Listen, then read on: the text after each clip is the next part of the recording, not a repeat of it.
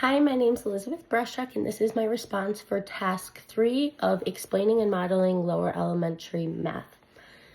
Part 1, I will first analyze the student's statements according to the Van Heel levels of geometric reasoning. For Chris, he said these shapes have sharp points and the other shapes are round. This reflects the Van Heel level 0, which is visualization. His reasoning is based on what the shape looks like, but not the formal attributes. He is noticing appearance, the pointy versus round, which is good, but he's not analyzing the features such as sides or vertices of the shapes. Whereas then you look at Sandy, she said those shapes all have flat sides with no curves, and these shapes are curvy on at least one side. This represents the Van Heel level 1 analysis. Sandy is using defining attributes like straight sides and curvy sides or curved sides, and she's beginning to understand and describe the shapes based on their measurable properties, which is the characteristics of level 1, in my opinion.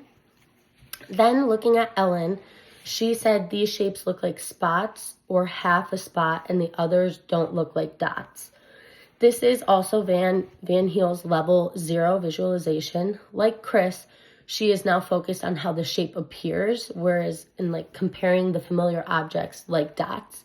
She is not yet identifying the shape attributes such as a number or sides or vertices. So overall, I would give Chris level 0, Sandy level 1, and Ellen level 2. Next, I would describe an instructional activity that helps building their thinking and supports the mathematics the standard 1.G.1, which asks the students to distinguish between defining and non-defining attributes of geometric shapes. So, activity, I would get the students a set of shape cards that vary in size, color, and orientation, plus a T-chart labeling defining attributes and non-defining attributes.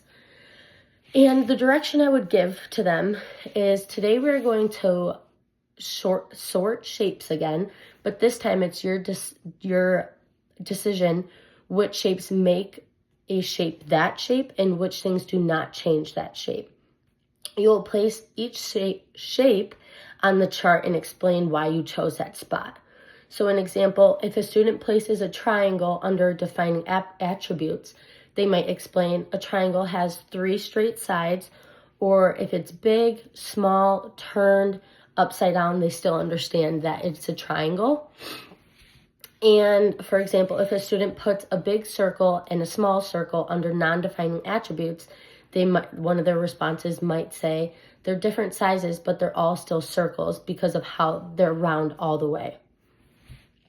I feel like this supports our standard, the 1.G.1, because it helps with geometric reasoning, because the students must identify defining attributes, the number of sizes, straight sides, vertices, distinguish non-defining attributes such as the color, size, or orientation of the shape, and explaining their thinking, which moves the students from level 0 to level 1, which we talked about in class, that in this age group that they're supposed to be between 0 and 1.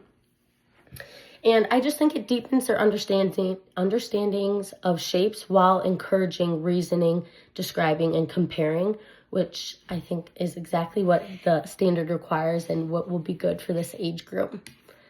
This concludes my task number 3. And just an overview, I analyzed the students' thinking in the Van Heel levels, and I described what level I thought that the students were at, and a follow-up activity that builds that geometric reasoning aligned with the standard that we were given. Thanks for watching.